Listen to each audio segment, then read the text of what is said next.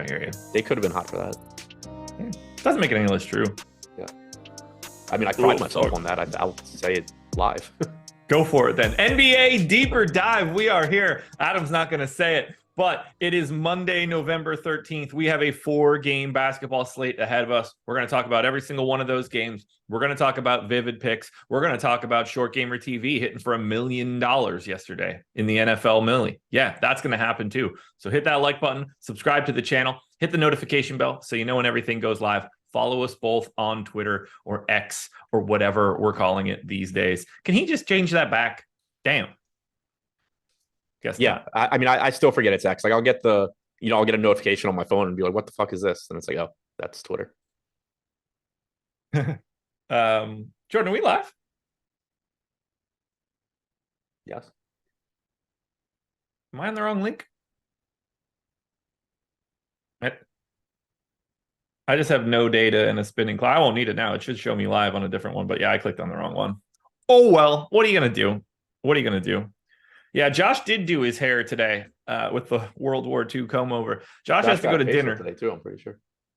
Josh did not. Never had one of those in my life. You've probably had a few if I had to guess.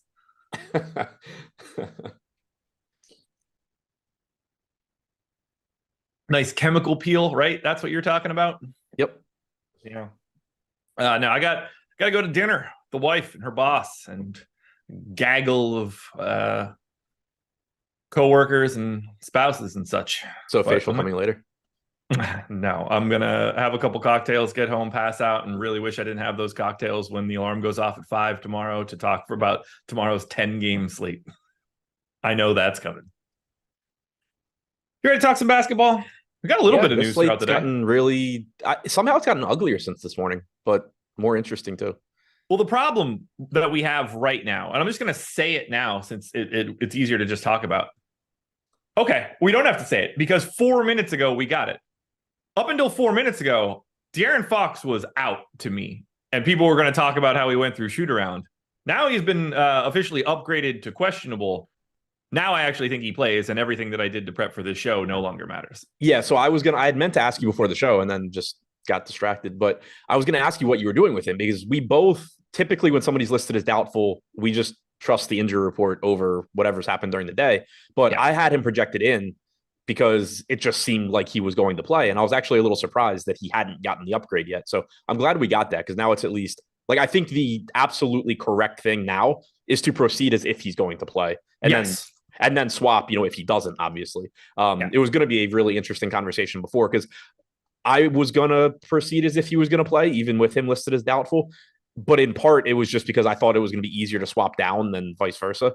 I didn't want to end up with 40% Keon Ellis playing 0 minutes. So, I was going to go that route anyway, but that does clarify it a little bit. But it also takes away a lot of the good plays from earlier. Yeah, I was not going to, if you were doubtful, there was no chance I was ever taking him out. Yeah. I just can't do that. And he wasn't at 4:30. Yeah, I looked at the 4:30 injury report and was like, I was disappointed when I looked at the 4:30 one and was like, shit, can you just upgrade him so I can at least feel a little bit better about projecting him in? Yeah. So that ends up being a very, very different outlook to this entire slate. And they started putting his props up and everything. I expected him to play, but until they were able to switch that injury designation, I couldn't activate that. Now you can, and everything looks a little bit different. It completely changes the scope of both of these teams at this point. It's just everything is the line flipped by 4 points. Everything moved. So what's really impressive to me, it doesn't get talked about much. Poker Pro Eric might be the dumbest person in this chat and just gets so overlooked.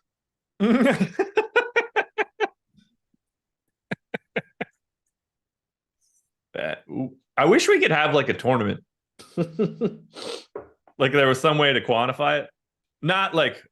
But not with just a simple what's your IQ type thing. You need to, there's a common sense piece of it all that that gets lost on it. It's not just unintelligence. It's boastful unintelligence that's the problem. I'm jealous in some ways.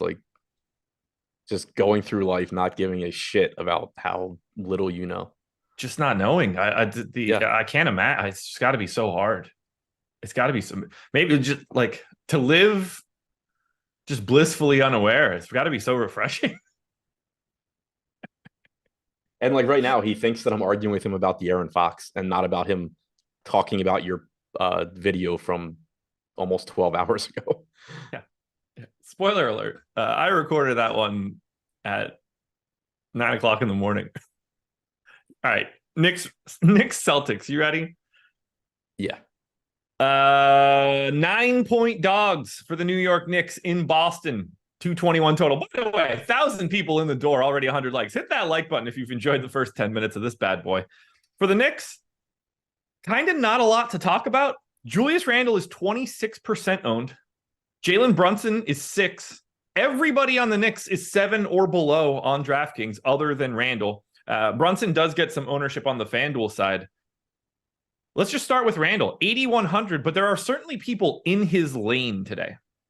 Yeah, and yeah, power forward's interesting today because like Randle looks fine, but you have Giannis at the top. You have, Bobby Portis, who I was getting a lot of earlier at least. You have Siakam priced right around Randle. There's a lot of ways you can go at that position. And earlier today, I wasn't getting a ton.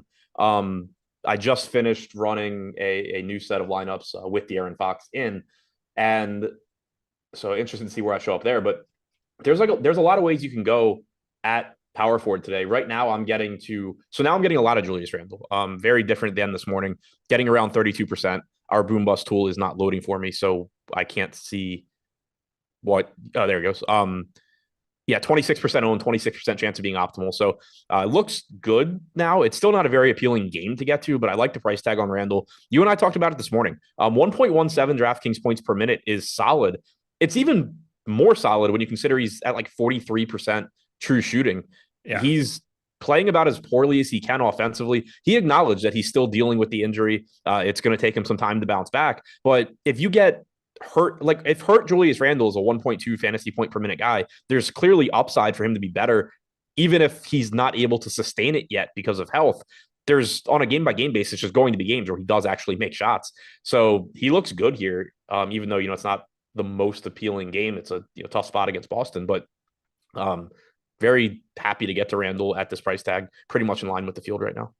How do you want to handle the rest of this Knicks team? Is it just like, I don't want to say generic filler, but generic filler? Pretty much. I think any of Brunson, Barrett, Robinson, the minutes should be there. The price tags are pretty much correct. They're all getting like 6% ownership. I'm not actually getting to any of them at the moment. The only other guy from the Knicks that, if the slate started this second, I would have in a lineup is 6% Emmanuel Quickly, point guard, shooting guard at 5,500. And that I think is just, it doesn't have a lot to do with Quickly. It just has to do with we started the day with very little value. And so far we've done nothing but lose it. You have no one else? I have Julius Randle and Emmanuel Quickly. No shares of RJ Barrett, Robinson, Brunson? No. Huh. Are you playing the right slate? Yes. These people are like 5% owned. Why are you acting like it's... I mean, straight zeros on a 4-gamer is not what I was ready for. I mean, so out of 50 lineups, I would, if I'm playing them at the same level as the field, I would have 2. That's fair. I have 0. That's fair. That's fair. I like Brunson a little bit more than you, I guess, today. So here, hold on. I can switch. If I look at my top 150. Yeah, still not happening. Okay. All right. Now, obviously, if Jalen Brunson, Mitchell Robinson, RJ Barrett showed up in 2x the field of your lineups, that would also not be catching you off guard. No, like, it's I don't care one way or the other. Like, I would prefer to have a couple lineups with them just because they clearly can have good games. If I were to get 10, 12% of Brunson, cool. He's a good player. He's 8,200. But also, I'm also not really upset about not having these guys at correct prices taking on the Celtics in Boston. We're good. All right. Must be amazing to make Keon Ellis the number 1 play when he was never even going to play. You were right. You were right. Of all the people in chat, it's him. Right out of the gate, you nailed it. Kudos to you. Anything else for the Knicks? No. And kind of just looking to see why, I wouldn't be getting to say Jalen Brunson, like where my exposures are going. like I am getting to a lot of the Sunmu as value, Kobe White as value, Schroeder, Garland. I'm happy to get to ahead of Brunson. So yeah, like there's not obviously I don't love getting the Sunmu and White, but like there's not guard plays that are like crazy to me that are taking a lot of my exposures. On the opposite side here for Boston, I have the 5x rate for Brown, Tatum, Holiday, and Porzingis at 37, 37, 37, and 36, which is just like a percent, which is just like bonkers to think about. All these guys, I have every single one of those guys at 4.7x for their projection. It's just, I don't know what to do with them. 20% ownership coming to Derek White, 13 to Jaylen Brown, 11 to Tatum, 26 to Holiday, 9 to Porzingis. I think a conversation about Porzingis versus Julius Randle is very interesting regarding ownership. But you give me any one of those 5 guys, I'd like to have at least one Boston dude in my lineup, and I'll feel very comfortable with it. I don't really have much of a preference. Yeah, I'm getting to a lot of Boston too in terms of number of players at least. Don't love the spot. The Knicks have been one of the best defenses so far. They're playing at one of the slowest paces, but you've just got a lot of good players on the Celtics, and it's a 4-game slate. They're also just, I think, a little bit more favorably priced than the Knicks. Like Drew Holiday at 6,900 just looks better to me than $8,200 Brunson going against the Celtics. So this is a team that looks much different for me than it did this morning because of the slate changing. Drew is 26% owned. I'm getting about 22% or about 20%. I'm getting about 16% Derek White. So pretty similar to the field on those guys, a little bit below. The thing that's really standing out to me right now, though, is I'm up to 22% Jason Tatum at 10K. I was getting none of him this morning. So that's really interesting to me. I do think he's a better DraftKings play than FanDuel play because he projects very similarly to Domantas Sabonis. And on DraftKings, they're the same price. On FanDuel, he's actually more expensive than Sabonis, and Sabonis has power forward eligibility on FanDuel. So I think Tatum is still clearly a fine play on FanDuel, but I do think he's better on DraftKings. I like the lack of ownership. He's produced around 1.35 DraftKings points per minute this year. Usage rates around 28%, rebounding percentage at 13%.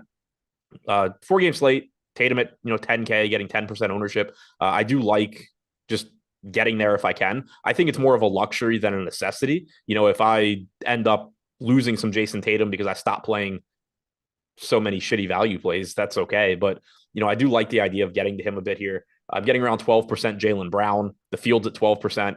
You and I both like him when he's low owned, which he is still relatively low owned today. And if you just look at his rates, it backs up what we've said about him a lot, where it's tough to prioritize him because there are so many mouths to feed in this offense, starting with Jason Tatum. But on a game-to-game basis, there's just such a high ceiling for Jaylen Brown since he can take over offensively. And like if you look at the rates this year, 28.9% usage rate for Jason Tatum, 28.4 for Jaylen Brown. Tatum has a 15% assist percentage. Jaylen Brown's at 13%. The only big difference is that Jason Tatum has a 13% rebounding percentage. Jaylen Brown's at 8%. And rebounding is typically more stable than like scoring. So Tatum obviously is going to project better, and that's why he's more expensive and all of that. And he's more often than not going to be their one. But it's very easy to see from those numbers how, on a game-to-game basis, Jaylen Brown can just beat Jason Tatum. Yeah. So this whole game has changed for me now. I'm half the field of Derek White, neutral to Brown, half the field of Tatum, who I had like the opposite aspect for earlier. Well under on Drew, neutral on Porzingis. So I'm getting to these guys, but now I've sort of flipped it. We also just got aggressive Toronto news. No Gary Trent, no OG Anunoby. So I had a ton of Toronto already with those dudes in. I can only imagine that's going to go up in a couple seconds. So very, very different slate, just like peeling away as we talk about it. Yeah, and we just got Toronto news too. So this slate just completely changed. Idiot. Don't even listen at all. That's the only thing I said. Oh, yeah. The whole thing was just me being like, oh, and we got Trent and Anunoby out. So I've had a lot of Toronto. So this is going to be very different. Well, I heard the beginning and it sounded like you were saying that like the slate looked different for you than this morning. And that obviously wouldn't have been Toronto. So and then immediately it became Charlie Brown. Like just nothing at all. Cheyenne hit us with the super chat. We're going to get there in a little bit, but I'll cut the line. Io DeSunmu today on FanDuel. Do you think Fox plays tonight? So I'm going to speak for Adam on the second part of that. I think we both agree that De'Aaron Fox is going to be in now that he has been upgraded to questionable and went through shoot around. Agreed? Yes. Ayo Dosunmu is a $3,600 point guard shooting guard on FanDuel today, projected for 34% ownership, $100 above the minimum. Got a ton of minutes in their last one with no Caruso, and that looks like it's going to happen again today. Maybe he doesn't get a ton, but at 23, you're finding a great point per dollar person. Yeah, he looks good on a point per dollar, point per dollar basis. He was a better play 3 minutes ago than he is now, just because we have cheap Toronto guys that are going to open up as well. But yeah, from a value standpoint, the Sumer looks good. All righty. Well, let's go and talk quickly about the schedule for the rest of the day. No, not the schedule for the rest of the day. Let's just talk about Stokastic in general. I jumped the gun there, Jordan. Apologies. I want you guys to sign up at Stokastic. I don't have a promo code for you yet, but I'm going to. Actually, Jordan, do you have that ready? Okay. It's okay. I'll save that for Live Before Lock. You guys need to listen to Live Before Lock. We had somebody win the Millie last night using our logo, using our Sims tool. There might just be a promo for Stokastic coming up on Live Before Lock. You do not want to miss it. Make sure you are watching that show tonight. The moment we are done, 6:30 p.m. Eastern time, they're going to drop some breadcrumbs to a promo code that I think you guys are going to want to get. Go do that. But maybe that's not the promo you're looking for. Maybe you want a lineup generator. Maybe you want different sports or something along those lines. We got a ton of stuff across basketball, the NFL, college football, college basketball, MMA, NASCAR, hockey, plenty of stuff at the end. Projections, ownership, advanced stats, sim tools, and lineup generators, all that good stuff. You want to come in and join us. I promise you that. Promo is on its way. Get ready. Going to be a good one. Oh, I already tweeted it out. Did you really? Yeah. Well, perfect. I'll let Live Before Lock talk about it later. Yeah. I knew it was ready. Let's go to Washington. Your Wizards, 9.5-point dogs in Toronto, 228 total. Quite a bit of ownership coming in here. It looks a little bit different than it did earlier today because we got lucky and we don't have to worry about playing Danilo Gallinari. He is out now. Dodge that bullet. 16% ownership to Bilal Coulibaly, 15 to Corey Kispert, 21 to Denny Avdia, and 12 to Landry Shamet. Plus assorted ownership coming into basically everybody else. I would like you to start with the person that you think you'll have the most of from Washington. I mean, it's like a 3-way tie right now, but probably one of Kuzma, Avdia, or Coulibaly. Different price tiers, different players. But right now, and again, this was before the Toronto news, I was getting 16% Kuzma, 16% Avdia, 14% Coulibaly, and 12% Shamet. So all very close. Shamet probably starts to disappear a little bit just because Toronto is giving you value. And Shamet obviously wasn't somebody you're super excited about. Same goes for Coulibaly, but he is small forward eligible. We are waiting on the Gafford news also. Yeah. If he is out, that opens up more minutes, probably for Muscala, also for Coulibaly. So things certainly can change here. But, oh, no, sorry, he's off the injury report now. Did you say that? Clean off. Yeah. Daniel Gafford. No, Daniel Gafford clearly playing, apparently. Yeah. So yeah, ignore that part, but I think it's just, there's different, it depends what you need from this team. Like Kuzma and Avdia are obviously real players, real plays. Forward eligible is nice for both of them. 6,300 for Avdia, 8,300 for Kuzma. So different price points. Avdia has been very good on a point per minute basis this year, around 1.1 DraftKings points per minute, as he's needed to do more for this terrible team. Kuzma is a good point per minute guy. He's the best player on the team. 1.3. Yeah, about 1.3 DraftKings points per minute for Kuzma this year, if you can find the salary for him. So if the slate had started before that Toronto news, I'd be a bit over the field on Kuzma. I'd be a little bit under on Avdia, but be getting to both of them 15 to 20%.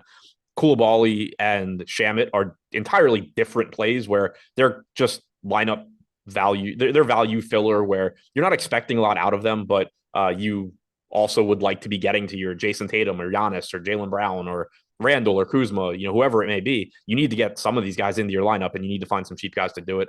They are cheap enough that you can take a shot on them. Corey Kispert at 4,100, kind of interesting to me. I'm not getting to him because he is getting 15% ownership, which seems a little bit high. But if that ownership were to come down a little bit, you could easily see more minutes for Kispert here with shooting guard, small forward eligibility. I think Koulibaly is the guy that I want the most from Washington. I feel most including comfortable the actual players. Yeah, I think so. Like, I'd feel more comfortable getting Avdia, but I'm also just nervous about 6,300. Whereas I'm expecting Bilal Koulibaly to play 24 minutes or more. Yeah. The thing I like about Koulibaly is that they have every incentive to just do what they can to develop him. We've kind of seen Kispert's minutes not necessarily be there as much as you would expect them to be sometimes. Last game, for example, Koulibaly played a lot because of the injuries to Gafford during the game yesterday. But you got 34 minutes from Koulibaly, you got 26 from Kispert. The game against Charlotte, which was competitive on Friday, you got 20 minutes from Koulibaly. You only had 16 from Corey Kispert. You had 17 from Shamet. He's a little bit cheaper than Kispert. They just have every incentive to get him minutes. So reminder, DeLon Wright played 14 minutes in that game too. Yeah. There's more minutes available, but it's just they have every incentive to get him minutes here. They clearly don't care about winning. Yeah. The problem is that he's like a 0.7 fantasy point per minute guy. Doesn't help. You just are you gonna have 9 Wizards tonight? I have 9 guys in lineups right now. I have 6. I wonder who you don't have. Tyus Jones, Corey Kispert, and don't have Corey Kispert. Wild. Yeah, Tyus Jones, Corey Kispert. I don't know. I thought you were gonna be like Poole. I have one lineup with Poole. The 3 lowest exposed guys that I have are their 3 real NBA players. Yeah. Tyus Jones, Kuzma, and Poole. My bigger question is, who's your 9th guy? Muscala?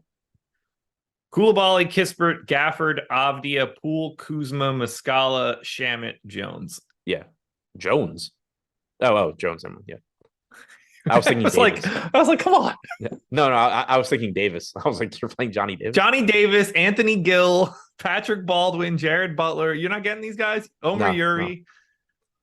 I don't even know how I have that many guys. But yeah, it could certainly change. I mean, like I said, I don't think Kispert's a bad play at 4,100. I just don't have him right now. I don't think Tyus Jones is a bad play at 2% owned at 6K, but the playing time's certainly concerning given that he played 24 minutes yesterday, 23 minutes in a competitive game. You and I talked about it this morning. That is the playing time for these guys is a legitimate concern. Washington, you can tell by their roster that they don't care about winning, but a lot of times you'll get teams like that, but the coach is still trying to win. The players are always, trying to win, except for Jordan Poole, I think couldn't care less. I think Jordan Poole takes a shot and wants it to go in every time. I think that's winning. Jordan Poole wants to get stats. Jordan Poole does not give a shit about winning a basketball game. But the difference here that we've seen so far, they were winning in the fourth quarter against the Nets. Kyle Kuzma still ended up playing 31 minutes. Tyus Jones played 23 minutes in the game against Charlotte on Friday, which Charlotte ended up winning by 7. But again, Washington was up in the fourth quarter. Kyle Kuzma played 29 minutes. Jones played 34 in that one. So it's good to see that you can get that sometimes. But normally, even on a team that doesn't care about winning, in these competitive games, the coach would just consistently be giving Kuzma 35, 36 minutes. And that's not happening. And same goes for, somebody like Tyus Jones. The weird thing to me is it seems like there's no rhyme or reason for it. Right. And that's what you and I were talking about this morning. Are they actively essentially trying to lose games already, this early in the season? It's Tyus Jones played 34 minutes one day. Denny played 37 and a half yesterday. Some of these dudes get minutes from time to time, and then the rest of them play 28 to 30. Yeah, and that's almost what makes it more difficult. If you just knew that every player on the Wizards wasn't going to play more than 30 minutes, you could just ignore Kyle Kuzma. You could ignore anybody with a real price tag. But the fact that they do sometimes play actual minutes still makes them interesting. Well, the question then becomes then why are you not playing Johnny Davis every day or Eugene Omoyuri or name it what other young they're the guys you got from Golden State. Yeah, it's like these are half measures in a weird way. Like if you're going to do it, then don't play Landry Shamet. We know what what's the goal for Shamet? That maybe someone gives you a second round pick that's worth nothing later on in this year for him. Like you're either playing the young guys or you're not. And they're in like this middle ground where like they're not other than Koulibaly and what exactly? Like they really want to get 20 minutes to Gallo in this rebuild? Right, yeah. Gallo's playing, DeLon Wright's playing. He shouldn't even be on the Wizards. Also true. And yet is. I don't know. Is the goal just we got to keep everybody fresh until February and then we're going to do a line change of the team? That's the only thing that makes sense to me, that they're going to try to trade 7 of these dudes in February. I mean, that's my assumption, but if they don't trade people at the deadline, they should move the franchise clean out of Washington. What'd you say? If they don't move people at the deadline, they should move this entire franchise. But like the other thing too is you still don't have to play those guys to be able to trade them. It's like you and I have said it a million times when people are, coming up on the deadline. It's like, oh, they're trying to showcase so-and-so. Every team in the league knows what Danilo Gallinari is. You just need to see that Danilo Gallinari is available to play basketball games. Right. You're showcasing his health, not his skill set. Whatever team ends up acquiring Gallo at the deadline would probably rather he just be sitting on the end of the Wizards bench right now in November. Yeah. Oh my God. Insane. Let's talk about Toronto. I think we killed enough time for it. Just before we started on the Wizards, we got the news that Gary Trent and OG Anunoby are both out for today. That is very big news with sizable trickle downs because Dennis Schroeder was already 30% owned. Jakob Poeltl was already 19% owned. Anunoby was getting 15. Siakam was 26. Scotty Barnes was 17. Every number that I just gave, except for OG Anunoby's, is probably going up. And then we're adding more people. This is probably the best team on the slate and like not close. Yeah. Probably was before that too. I'll say they already were. I think this morning I had like every player in their rotation, and obviously I haven't redone anything for the news that we just got, but I was already getting 38% Schroeder, 38% Poeltl, 24% Anunoby, 22% Siakam. I had 18% Trent. I wasn't getting a lot of Scotty Barnes, which is completely different than this morning, but Barnes looks really good if you can find the salary for him at $9K, point guard, small forward, and he became easier to get to with more value opening up here. Siakam looks good at $8K. We talked a lot about him this morning, that he's basically just taken a clear backseat to Scotty Barnes. He has a lower usage rate, lower rebounding percentage, lower assist percentage, but the salary has dropped as well. He's sub 8K on FanDuel. He's 8K flat on DraftKings, facing a Washington team that plays at the fastest pace in the league, is one of the worst or least efficient defenses in the league. Schroeder's only 6,600, producing over a fantasy point per minute this season, and you expect that to go up in a matchup with Washington. Poeltl is 6,100. Center's not a great position today. Daniel Gafford's whatever for Washington. You have Poeltl for Toronto. Mitchell Robinson's not, a massive opportunity cost guy. Nobody on Boston is. Vooch is good. Brook Lopez is whatever. Jared Allen is solid, and Sabonis is good. But like, it's not the same. It's not like a Jokic plus Anthony Davis plus Sabonis plus Embiid slate or something where it's tough to get to somebody like Poeltl. So very happy to get there. He's 19% owned. I'm probably going to be over on that. How much dick do you think you're going to get tonight? What'd you say? How much dick do you think you're going to get tonight? A lot. Yeah. I mean, half the reason I wasn't listening to you before was I was reading the dick jokes in chat and trying to relate it back to your facial. But well done. Yeah, I mean, he's 3,300 shooting guard, small forward. Coming into the show, like I'd said, Ayo Dosunmu was my highest owned guy at like 60%. I wouldn't be surprised at all if Grady Dick ends up being that guy now.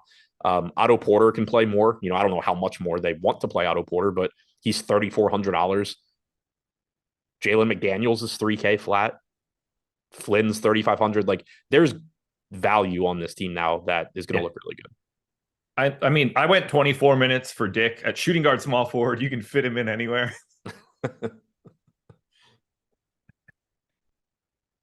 Oh man, I could do this all day. I gotta take a deep breath here and try to like bury all the ones that I know I can't say on the show. It's just, they're all right there for it, Oh, I wanted to circle back quickly. Cheyenne sent in another super chat. Have you guys ever won a GPP with just one entry? I've won a single entry before, if that's what we're talking about. I've won the slam on FanDuel with one entry. There you go. Gangrene asked the question, what about Porter? I assume you mean Otto Porter in this one. More viable right now than he was a little bit ago. Yeah, he's playable. The issue with Otto Porter is Toronto has no real reason to just be like, oh yeah, we're going to play. We have a couple guys out, so let's go play Otto Porter 26 minutes today. I think it's likely he's still in the like 17, 18 minute range because they still have bodies. And Otto Porter just, there's no reason to be giving him substantial minutes in the middle of November. So like, I think he's viable just because like he should get minutes. He actually closed 2 games ago, still only played like 15 minutes in that game though. It's a lot easier to see there being substantial minutes for somebody like Grady Dick, Malachi Flynn playing a bit more probably than them just throwing a ton of minutes to Porter. Yeah, I think it's like Jalen McDaniels soaks up everything you wanted Otto Porter to play over 20, so Otto Porter doesn't break in half while he tries to do it. Yep. But in terms of like Schroeder, Barnes, Siakam, I don't know how you get away from those guys at this point. No, I mean, Barnes had been kind of difficult to get to, but that's going to be easier now when you just throw in your favorite 3,500 or less guy from the Raptors. So Boucher, 4,200. I mean, if he plays the 22 minutes that he played 2 nights ago, then you can get some. Right. But I'm just saying, like, if you get those 22, you're going to want Chris Boucher at 4,200 at, around a fantasy point per minute. The more likely scenario, probably like around 16 minutes. Probably. Like, I don't see an immediate path to him getting more minutes here, especially because of Achua being back. Same. I think Jalen McDaniels looks interesting now because he's flat min small forward, power forward. Grady Dick obviously is now a value play that we can go to that we didn't have. Grady Dick is now a better version of whatever we had with Ellis this morning. That's for sure. And then, Porter's obviously in play for it. The Jakob Poeltl Precious Achua combo is concerning me at least a little bit. Achua got 19 minutes. I don't know what they're going to do. I mean, those guys started off the season very weird. I don't know what that's going to continue to look like now that Achua is finally back. You kind of just need basically like everything from Toronto now. Yeah, this team looks absolutely fantastic. And in theory, this game is now more competitive than it would have been. Yeah, well, Washington will make sure of that. Or make sure that it's not. Yeah. Get all things Toronto.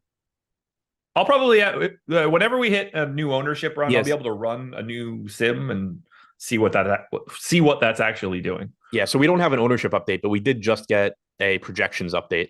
So we have Jalen McDaniels now projected for like 17 DraftKings points at 3K. That's going to be certainly a place you can take shots. We have Grady Dick at 16, so I guess we moved McDaniels ahead of Dick. Sometimes you want to be in front of Dick instead of behind. I wanted to look to see what we did minutes-wise. So we have Grady Dick at 24 minutes. We have Jalen McDaniels at 21, but McDaniels the better point per minute guy. I don't really have like that. That seems fine to me. We have Porter at 17 minutes, Flynn at 17 minutes. They're both projecting 15 to 16 DraftKings points. So basically, what you and I had said, where there's not going to be a lot separating McDaniels, Dick, Porter, Flynn in terms of projection. And who wins out from that group is, to a large extent, going to just be picking names out of a hat because it's, whose shot is falling, who happens to get 3 steals, stuff like that. Similar playing time, similar projections, but somebody from that group is going to end up being a good value. Unrelated. At least one. Oh, go ahead. I knew someone with the last name of Dick growing up. Ultimately, they changed it to like the original source of their family name. Like it at some point in time, like down the line, like somehow it had gotten changed like culturally. Oh, okay. But they changed it. He is currently the head football coach of the Colgate University Fighting Toothpastes or whatever the fuck they are. I don't know. But yeah, true story. I was with them in Little League. Really good. I was interested to see what you were relating it to, considering everything we've talked about for the last 15 minutes. It must be death for kids going through school. Yeah. It's probably not a lot of fun. Like it's gotta it's gotta harden you, right? And I don't even mean that with the pun, but like you catch that beat for your entire life, like so much shit just must just like roll off your shoulders when you hear it after that. Because you've been catching it from the moment kids could talk to you. Yeah, pretty much. It will never stop. It will never stop. Oh man, like I would have been, you have to become cool. Like you have to be able, you have to find a way to deal with it. It's the only way you can get through that. It's crazy. Shout out Stan, head coach. Anyway. And I feel like in high school, like if you're cool, you can like make it work, but you just can't be that cool in like elementary school or middle school. Like you're just, but basically by definition, you're going to get made fun of because of your name, and it's going to make you not cool. Yeah, for sure. Then you get to high school and you realize you got a hammer on you. And right. All of a sudden it's just like, yes, I am. That is me. I'd be like, you got to write my name in uppercase all the time. Like I'd be so ridiculous about it. All caps. That would be my nickname. All caps. Oh, it'd be good. It'd be so good. It'd be so good. Shano, you are exactly right. You are exactly right. All right, you know what else you guys need to do? Because you're eventually signing up at Stokastic since we produce millionaires. I need you to sign up at Vivid Picks as well. Link in the description. Whether it's Vivid Picks, Prize Picks, Underdog, whatever pick'em site you want to hit, you should be attacking them in the same way. Get as much free money as you possibly can, and then destroy them with the best plays you can find. You're going to find those either in my videos on the Odd Shopper channel or using Odd Shopper itself. And the free money part is easy. When you click the link for Vivid Picks in the description of this video, you can get up to $300 as a deposit match. If you put in 100, they give 100. You put in 2, they give 2. Put in 3, they will give you 3. Go out of your way, beg, borrow, and steal.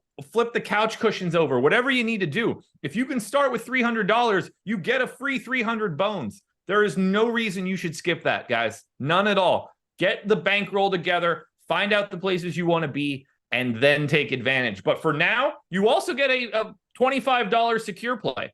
If your first one loses, you get it refunded in site credit up to $25, or it just wins and you keep moving on with more money in your bankroll. It's that simple, folks. Sign up right now. Link in the description or in chat.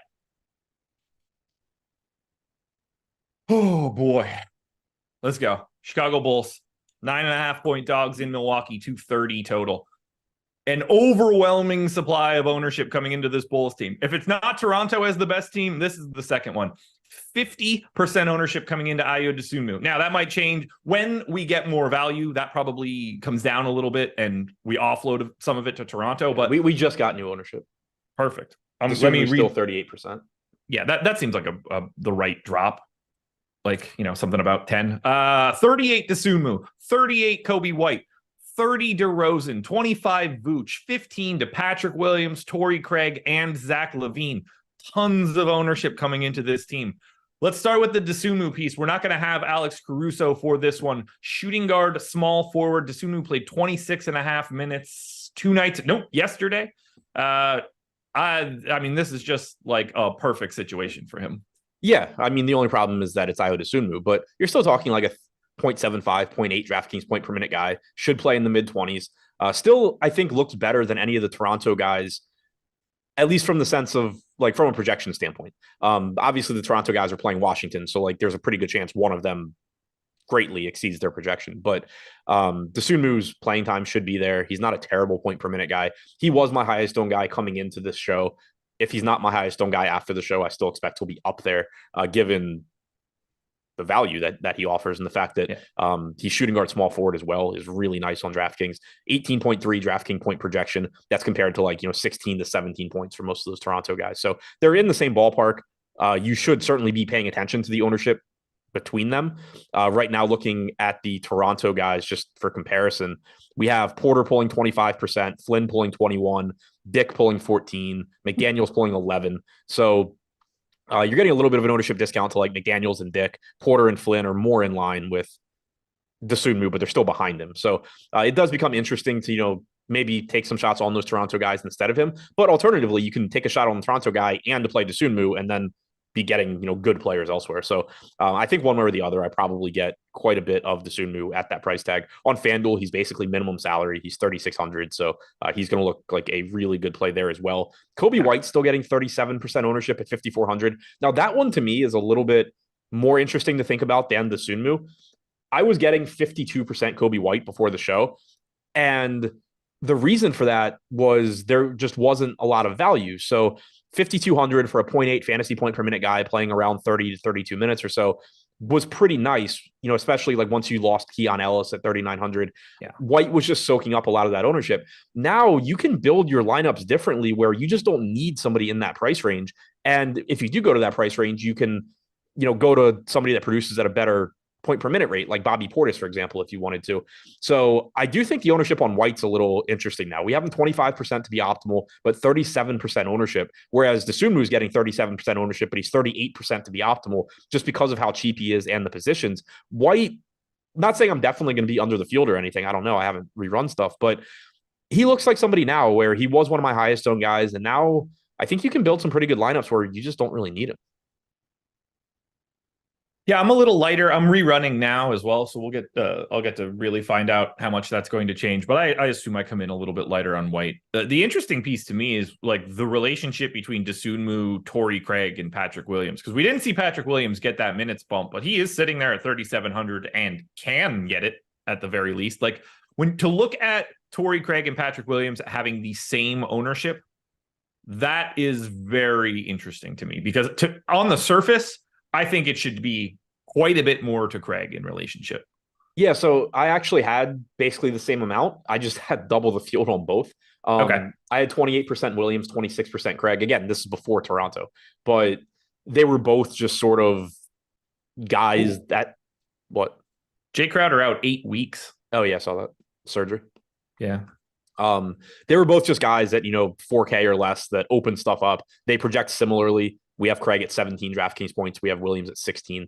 I expect my exposure to both of them to come down now that we have the Toronto pieces. 14% ownership coming to Williams, 12 to Craig. We have them both going over owned. So that is one spot that I think will be interesting. I was getting over the field before just because of lack of alternatives. Where do we have the minutes?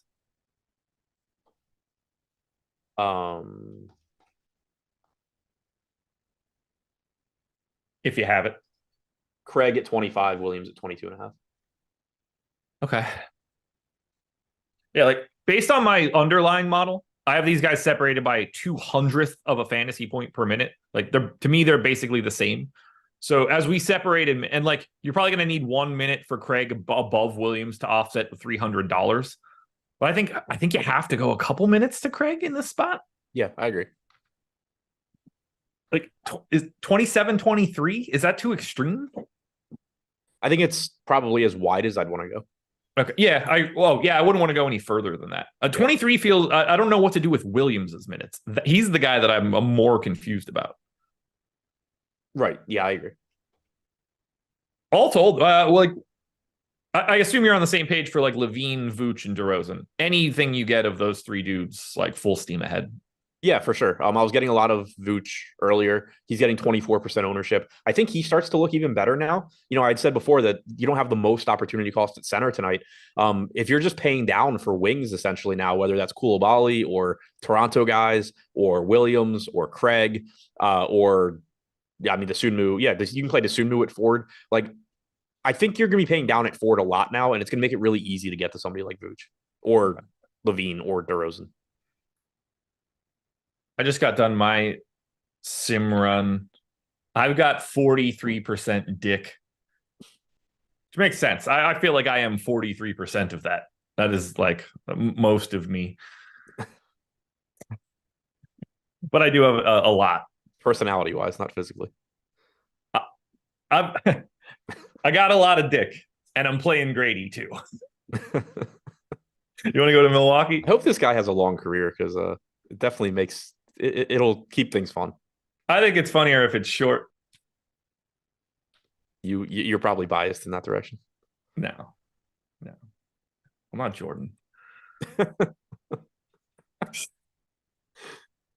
Milwaukee Bucks on the opposite side, 28% ownership coming into Bobby Portis. 11 to Giannis, and then single digits across the board.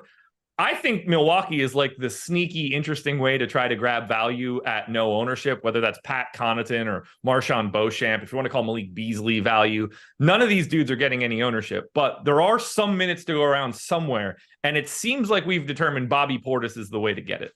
Yeah, Portis, I've been getting a lot of. I'm in the middle of trying to rerun my stuff now. I was getting him a lot this morning. I was still at 26% before the show. I like the idea of getting the Portis just because he is pretty inexpensive. His ownership has come up a ton. He's at 28% now. That is like double what it was this morning when I was playing a ton of him. At that ownership, I was pretty much in line with the field, but he's even if you just assume he plays his normal minutes, he's fine at 5,400 on a 4-gamer because he is a 1.1 fantasy point per minute guy and, can just pay off that salary relatively easily. But then he also has the path to more minutes if Brook Lopez gets in foul trouble. He has the path to more minutes and it's relatively likely he picks up more minutes just because of Jay Crowder being out. Like Milwaukee doesn't have to give more minutes to Portis. You could just get more Beauchamp. You can get AJ Green in the rotation. They don't have to give him minutes, but there's no real reason to think that they wouldn't want to, at least get a couple more minutes for Portis, which is certainly valuable when you're as productive as him. So 5,400 at, again, at forward where you can pay down and where it's probably going to be optimal to pay down most of the time. He looks good. 20% chance of being optimal still.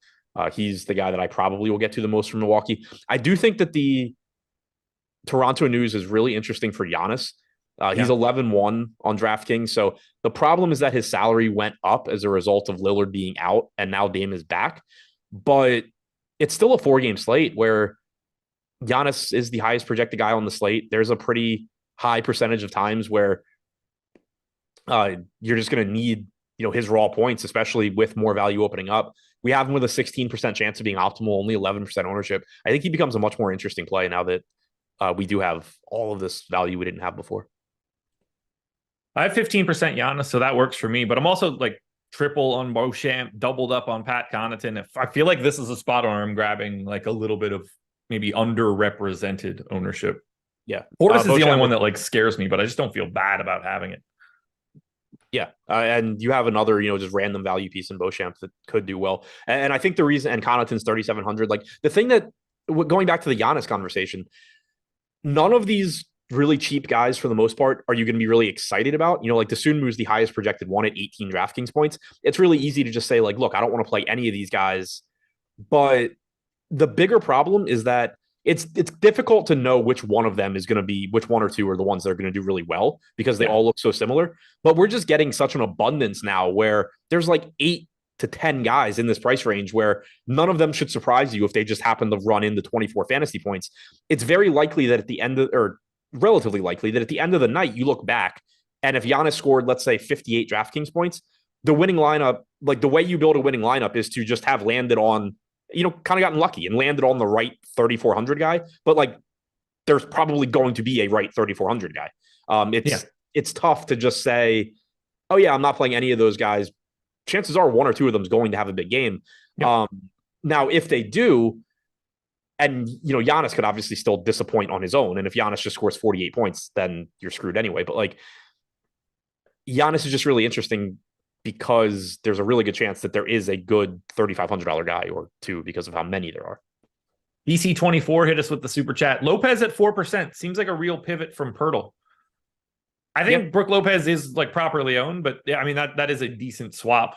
Yeah, I'm not looking at them as like comparable or the same play or anything. I think Pirtle should be more popular given the matchup, given his level of production, given the fact he's not playing with Giannis and Damian Lillard. But in an individual lineup, if you look at it and say, I need a center in this price range, I already have a bunch of popular plays, I'm going to take Brook Lopez and hope that he beats Pirtle. That's firmly in his range of outcomes. Anything else you want to touch on for Milwaukee? Nope. Alrighty, folks, only a couple minutes left before we turn this one over to the Live Before Lock crew, but I got to remind you guys, we've got NBA Live Before Lock at 6:30. We've got NFL Live Before Lock at 7:30. The NBA Live Before Lock show is going to hit you up with that deal because we had a hell of a weekend in the NFL streets. 100K winner, Millie winner, which we're going to have a lot more to talk about. Deal is here for you guys. You want to sign up. using the promo code that you will receive on the next show. But you got to stick around for NBA Live Before Lock, or otherwise I cannot give it to you right now. And I'm not going to tell you to go check out Adam's Twitter, which has already done it. That is a spoiler, and we don't have spoilers around these parts. So sign up once you get the link. We'll give the credit to Live Before Lock. What I need you guys to do is hit the like button for me. That will help out tremendously. Screw Live Before Lock. Go to my Twitter. It's under the article. Click that link. If you're looking for Adam's Twitter, it is at Josh Engleman, Engleman. Yeah, it's also on the homepage too. Cleveland Cavs. 1-point dogs now in Sacramento because it seems as though we are going to have De'Aaron Fox in. That is the likely scenario. He is questionable now, was doubtful earlier, went through shoot around.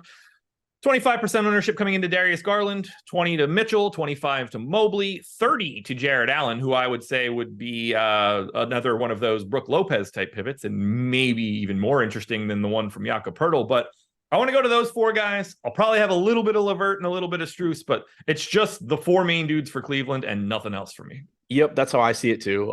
Allen at 5,700, 30% owned. I think he's another one that is deservedly pulling ownership in that range and making Brook Lopez be 4% owned. But same sort of thing with Poeltl, where in a particular lineup, you can go to that Lopez pivot. But Allen looks really good at 5,700.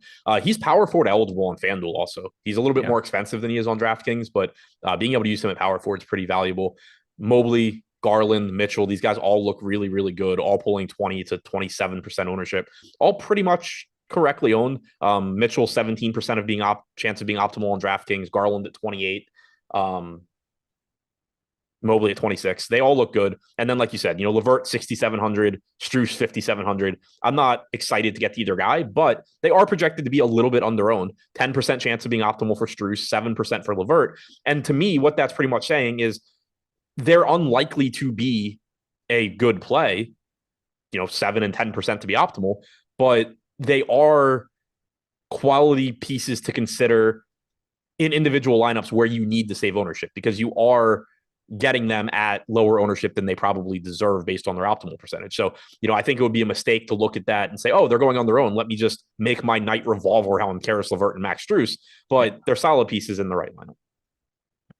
I like Garland the most. I took him on my prize picks card. I have not lost in prize picks in well over a week. So you should take that much more to heart than whatever that goon was that was in here claiming 85% winners earlier today. That is not possible. But as of right now, I only provide 100% winners. That is truth. Look it up. If we only measure since last Monday, I am perfect. Perfect. And that is all that matters. We'll close this out with Sacramento. It's a very different team now than it was earlier today. Yeah, it is. De'Aaron Fox is questionable. He may not play. But by all accounts, it seems like he is going to play. And if he does, the highest owned guy on Sacramento is now 10% owned Keegan Murray. $8,400 De'Aaron Fox, though, at 7% ownership is incredibly appealing to me.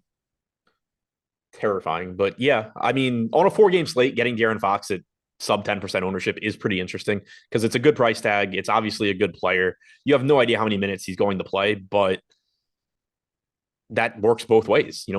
He could just play 26. He could just go out there and play 33, 34. You see it happen all the time with guys returning from injury. So kind of interesting. I did just finish. Right ankle sprain. Like he's playing the full, like you project him the full way, right? Right. Like it's not like it was like a tissue injury. Yeah. Like if you're looking at him, you're going 34, 35, something like that. Okay. I would think so. What do we have him at? I went 35. We went 30. Okay. That feels low. Yeah. If he's playing 30, I just feel like he's playing 34. I feel like 32, 33 is like a nice, I have a hard time thinking the plan is for him to play like less than 30. Agreed. I think they would just hold him out again. Unless they come out and say like it's 24. Right. If it's not 24, like if it's not 20 to 24, I think he's playing the full way. Yeah. So I mean, yeah, one way or the other. It's a very risky play because we're not going to know, but it can also pay off really well. I mean, you're getting if De'Aaron Fox had come back last game and played 34, 35 minutes, he's probably like 20% owned at 8,400. Yeah. I think he's very interesting if that ownership holds. And by all accounts, it should. Like there's not going to be. You kind of have to make that decision at 7:30. There's no swaps after 8. Like you're not You either need to pretend like he's playing the whole way or not at that point. That said, I don't really like anything else from Sacramento. No, I mean, they went from being like potentially one of the most useful teams to not particularly appealing at all because, Malik Monk is 6K now. Can he get hot off the bench and still be a good play on a 4-game slate? Sure. But, he's 7% owned, 11% chance of being optimal. You had seen his production, like a 42% assist percentage without Fox.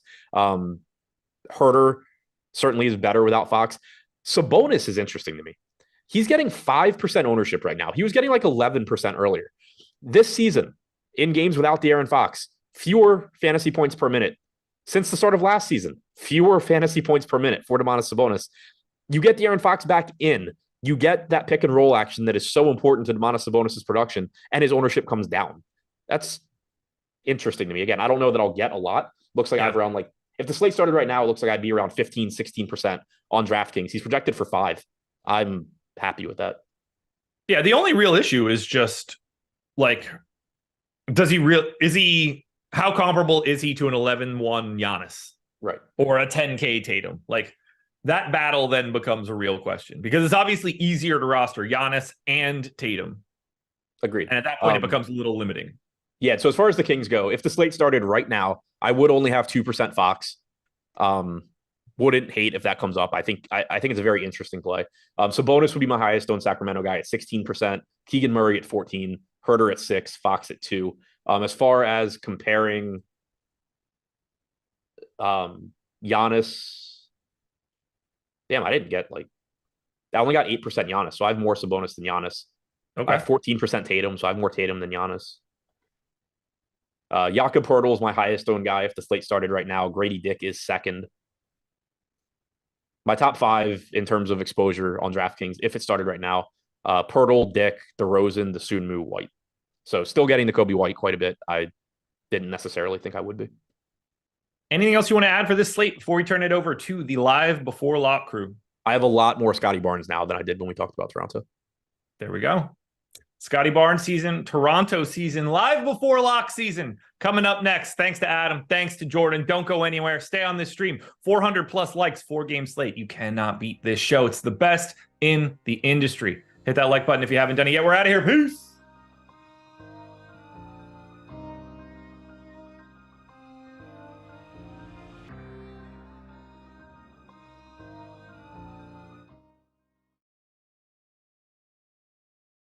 We are back for another edition, a huge edition of the Stokastic Hall of Fame, coming at you hot, fresh off $1 million winner for one of our subs. And man, that is awesome. All you got to do to get involved. Now, he might not need a free sub anytime soon, but you want to get a free sub, $200 value, whether it's NBA, Sims package, everything, NFL, everything, up to $200 for the month. All you got to do, and to get inducted right here in the Stokastic Hall of Fame every single week, download the Stokastic profile picture at stokastic.com/avatar and tweet your wins to us at Stokastic HOF. You finish top 3 in a field of 5,000 or more, got a free month. Any Stokastic package you want, up to $200. And of course, induction right here in the Hall of Fame. Let's get started. First up, Short Gamer TV. Wow. Or what a Sunday. Wow. Shout out to the Stokastic team and the Sims. Couldn't have done it without them. 1 million. Short Gamer TV took down the Millie yesterday. Obviously a very sharp dude, but utilizing the Stokastic tools, the Sims, all of it comes full circle. It's a beautiful thing. Shout out to Short Gamer TV. That has to be the greatest feeling in the world. $1 million win to kick off the week. Peter Hanley's back on the board. What's up, Peter? Got to get that free month and get to play a lot of NFL tomorrow. $13,000. Look at that 3-way chop in the NBA Showdown fadeaway, followed by Maxwell Miller. Got second in the 65K NFL Spike on FanDuel yesterday. Thanks to all of you for helping me become a better DFS player. $3,000 win, second place for Maxwell. And Michael Yamada, multiple mini-mag. I love seeing these because remember, doesn't matter if you're entering 25-cent, 5-cent contest, doesn't matter what you win. As long as you finish top 3 in a field of 5,000 or more, no matter the contest, you're in. Free month and up here. Minimax takedowns on DraftKings and a 3-way chop for first on Owner's Box. We've been seeing a lot of Owner's Box wins pop up lately. Thankful for the NBA Sims tool as well as the amazing content. Shout out to Michael for 4 takedowns there. Braden, think I'm finally figuring out how to get the word out, Stokastic. Finished second in the mini-max last Sunday at Owner's Box. Again, the tools, especially the Sims, are making a big difference for me this year. Congrats, Braden. And Michael Phillips, Stinger 22, $3,000 win. Sims tool already paying dividends. You love to see it. How about Kevin Cutler? Biggest win so far for me. Thanks to Stokastic and the usual suspects. Haven't even started working with the Sims yet either. Watch out. Let's see that name in lights again. $5,000 for Kevin Cutler yesterday. We keep going. Big ones this week. Brett Shoup, little late posting this one. Another hit due to the awesome Live Before Lock videos. The data is real, my friends. $5K for Brett as well. And Mike Marks, Stokastic Hall of Fame, 3 fire emojis, $250. Second place in the 5K mini max, with Sean Geezy following up 2 in a row. Second out of 36K entries in the 15K mini. Shout out to the crew as always. Then he had another one. He's up here a lot. Sean's up here a lot. Another mini max win. Shout out to Stokastic crew for the best tools in the game. $500 takedown there. We go to AJJ or AJ245, one or the other. Just shouting out the guys at Stokastic again. Best tools and best knowledge in the game. It's helped me become a better DFS player. $300 second in the 7.5K mini max for AJ. With Johnsy, how about this? Took down the Warriors versus Nuggets showdown, $15 slate. Thank you, Stokastic, for the tips. First place out of 11,700 entries. Some chops there, but we're throwing it up anyway because that's a nice $1,700 win. And we round this one out with Trappist Monk. Thanks to Stokastic for the great show on Saturday featuring the sharp NHL minds of Slim Cliffy and Josh. Their insight and advice helped me build some nice lineups, one of which took down the 2K quarter jukebox. Appreciate all you guys putting these in, and congrats to everybody. You've now been inducted in the Hall of Fame. Welcome back if you've been here before. Go collect those free subs. Download the avatar if you don't have it. Use it wherever it is you play. We'll see you back here next week with some more winners.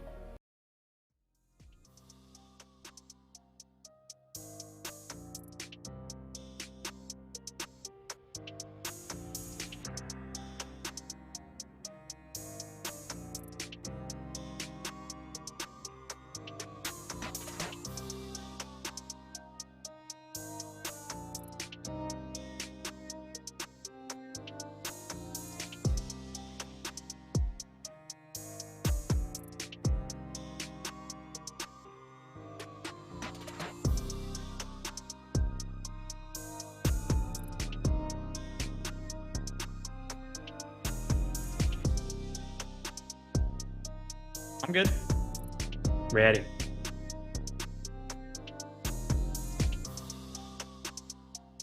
What is happening, everybody? It is Monday night. We got all kinds of stuff going on here. We've got Live Before Lock right now, and then right after us, right immediately after us, NFL Live Before Lock, breaking down the Monday Night Football game with Lofty and Neil Orfield. So check out those guys, and then, of course, also like the video, subscribe to the YouTube channel. We are sponsored here by Vivid, and if you guys haven't checked out Vivid, you want to sign up using the link that we have below, because the normal sign up deposit offer, it's a max of $100, but when you sign up using our link, you get up to $300 as a bonus on your first deposit. So check out Vivid, use the link we have below, because that also, not only with the up to $300 deposit bonus, you're also getting your first place secured up to $25. So even if it loses, $25 back to you in Vivid site credits.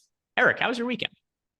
Weekend's great. Yeah. Continuing on here, going to dinner after this. So playing a little bit light here. So, just going to be a lovely, leisurely little Monday for me, but a lot of time into this slate. It was nice to get some bets in nice and early. You fired up a couple there that have already seen some nice movement there on your Twitter from a little bit earlier in the NFL street. So yeah, you're getting the people some good information right from the get-go, and I was able to come along for the ride. So excited for the football game actually tonight too.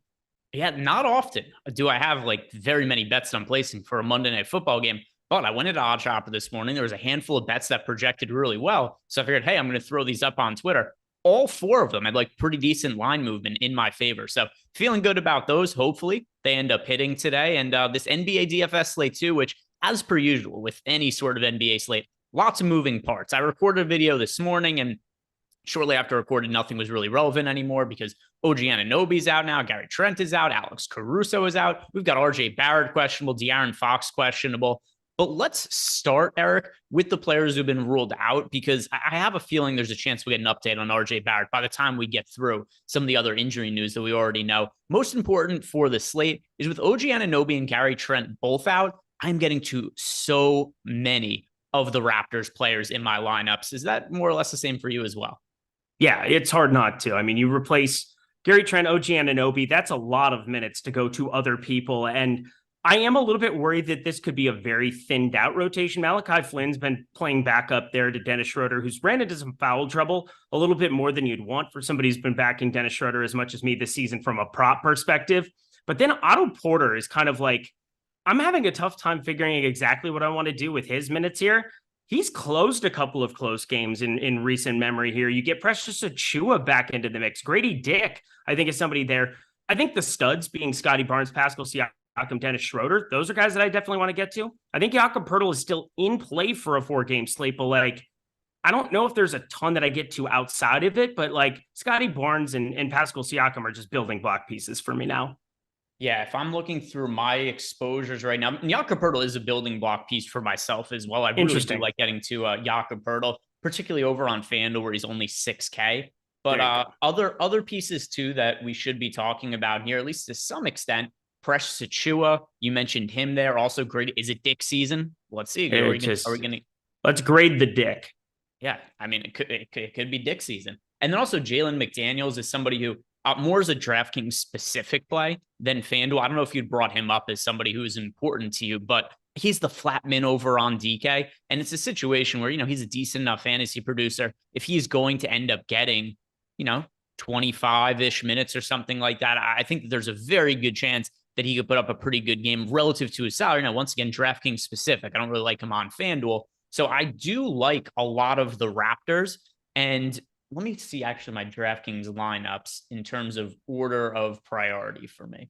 So on the high end, it is Dennis Schroeder 1, Pascal Siakam 2, Scotty Barnes 3. And then on the value end, it is, and then Jakob Poeltl after Scotty Barnes. Then on the value end, it's Jalen McDaniels 1, Grady Dick 2. Okay. You're getting some Grady Dick. Have fun with that. That is probably not going to be the path that I take here on this slate. Mm-hmm. I understand that, you got to find value somewhere. I mean, we're going to talk about some other real thin pieces if we want to in some spots. I mean, Bobby Portis is a piece of quote unquote value sub 6K. I'll put him in that bucket as well. You got Ayo Dosunmu, who, is going to be playing decent enough minutes here now that he's back in the fray and played 27 minutes yesterday. So that kind of came out of nowhere. Does it kind of ramp up there again for him? I don't know. I understand the Grady Dick play, but if he starts pulling a little bit more ownership, even more than like the 17% he has, that already feels a little bit too large for me. I just feel like this could end up getting so thinned out with some of these bench pieces that might not always be relevant. I'm probably with you where I think Jalen McDaniels 3K, that was maybe a little bit of an oversight. 0.82 fantasy point per minute guy, stocks upside. I think there's enough there where we could try to take that shot. And once again, more so a DraftKings specific play than FanDuel, because on DK, he's currently my most rostered value play on the cheap end. But then on FanDuel, I only have a few lineups with him where he's 3,600 as opposed to the flat 3K price point. So definitely a different looking play across FanDuel and DraftKings. And I mean, one thing that really shows that he's only projected for 2% ownership on FanDuel. So not expect to be popular there. While a little bit he's expected to be popular on DK. And if you guys have any questions for us here in Discord, me so we can answer those questions as we go. And I see that we already have a super chat in. Would you like to guess what this? I very rarely ask you this, Eric. Would you want to guess what the super chat is? I don't have my iPad up here. Just want to make sure I'm focused and in the moment. But I have a feeling that it's Tears for Fears. It is. Ace of Spade wants to know favorite DK tiers options. So I've got lineups all run for tiers, and I will give you my options right here. Tier 1 is pretty clearly Giannis for me as the guy to go to, especially since we found out that Damian Lillard is going to have his minutes slightly restricted today. Tier 2, that is Scotty Barnes. And it probably would have been Damian Lillard for me earlier in the day, but the reason it's Scotty Barnes now is because we got the players out for Toronto combined with Damian Lillard being on that minutes restriction. Tier 3, Pascal Siakam. Tier 4, that is DeMar DeRozan for me. Tier 5, Dennis Schroeder. And then Tier 6, Derek White and Jared Allen, very, very close. Slightly lean towards Derek White, but I don't think you go wrong with Derek White or Jared Allen there. Ace of Spade, thank you for the super chat. Anything else you want to add about the Raptors situation, Eric? Not really. It's one of those where as you're building more and more lineups, you're going to go further and further down that bench. I want to at least throw out that routinely in these spots over the course of the last few years, Chris Boucher has been my guy. Mm-hmm. He was never Nick Nurse's guy. Now, new coach, new opportunity. It hasn't really shown up for him. Like, it's just been difficult. And I want to play Chris Boucher.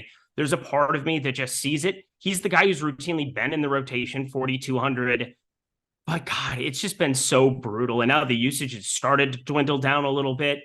I might take a couple of shots still there at 4,200, but there's a reason he's 1% owned. Yeah. So the other piece of injury news here that we know for sure right now is that Alex Caruso, he is also out. Now, this would have been very, very important to me before the Raptors news. So Alex Caruso being out, it still opens up additional playing time for Ayo Dosunmu. It also creates a bit of a higher minutes floor for somebody like Kobe White. And I'm getting to a good amount of both these guys, but way more of the Raptors pieces. So the guys I like the most from the Bulls, I like Dosunmu. I like Kobe White. If you're paying up, my favorite pay up option is DeMar DeRozan over Zach LaVine and over Vooch tonight, which is for a couple of different reasons, but a lot of it has to do with the positionality and the positions that we're able to roster DeMar DeRozan at on FanDuel and DraftKings. For the Bulls, is there anything that stands out to you that's going to be important with Caruso officially out? Yeah, we're going to have Ayo Dosunmu be somebody that re-entered that rotation, played a ton of minutes. It's an uncomfortable click because it could just as easily just not be him here on the back-to-back and end up being some Javon Carter that ends up playing a little bit more. He played 12 minutes. It might be a hot hand approach. It might be something where you don't see him play a whole hell of a lot here at all, considering he's entered all of 6 games for them this season, hadn't played over 16 until last time out. So Ayo Dosunmu, he is 3,400. He's obviously going to be somebody that people want to be clicking on there. And then you kind of broke it down there. I love the Zach LaVine piece at 15% we currently have him projected at. I think that on this kind of a slate, we're looking at this mid-range, him, Jaylen Brown being at identical numbers here, both just really, really low owned because you have enough pieces that people feel quote unquote comfortable with there at the shooting guard spot where, well, they're just going down to the cheapies there. I think it's at least something where Zach LaVine might be a guy that I give a little bump up to in the old Sims tool. Yeah, let me see what I have for Zach LaVine. So I'm playing more on FanDuel than DK today. So I'm playing 20 lineups on DK. I've got 150 going on FanDuel. And on FanDuel, I have 22.7% of LaVine. So 34 out of my 150 lineups have Zach LaVine. What is his projected ownership over there? We've got LaVine projected for, so I'm actually a little bit underweight to LaVine. He's projected for 30% ownership, and I have him in 22.7% of lineup. So not like crazy different from the field, but slightly underweight as far as Zach LaVine goes for me. But so you're getting more of LaVine than DeRozan. Yeah. Yeah, no, Vooch is the guy that I think I'm going to probably end up with the most of as I'm finishing out everything here on my end. It's just, 7,600 there to get to center's position, and he's pulling 25% ownership here against Milwaukee. I mean, we know Brolo's a decent enough defender. We know Milwaukee in general that you've got some decent bigs there in Giannis in Brook Lopez, but you can't really factor in individual defense here like that. I look more at the pace, and it should be a decent enough spot to be able to take some shots on just about everybody there in Chicago. But maybe it's just a lineup construction thing where you look at the center spot, you're able to play all these power forwards over there. Pascal Siakam went from like somebody who I probably wasn't going to get a ton of to being like, I'm going to get to an absolute metric ton of him. So it's kind of dwindled down the ownership at the center spot. Jared Allen's pulling a ton of ownership because he continues to be 5,700, but I think that's a case for having Vooch center only 2 spots. You can play him on DK in a quarter of lineups.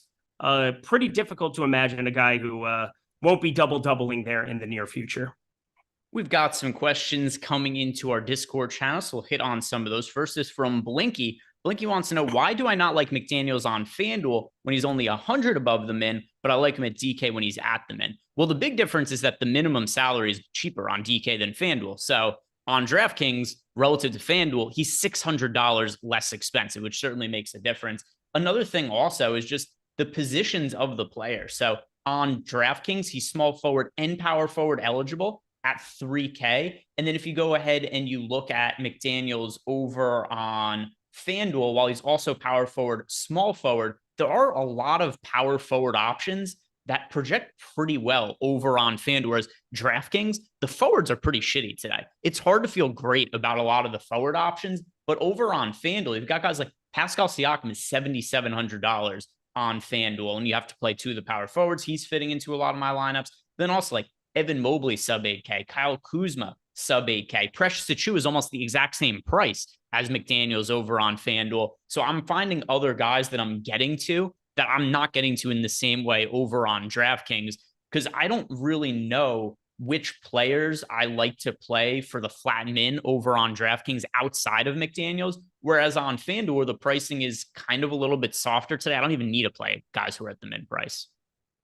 You broke that down perfectly. I will stop talking.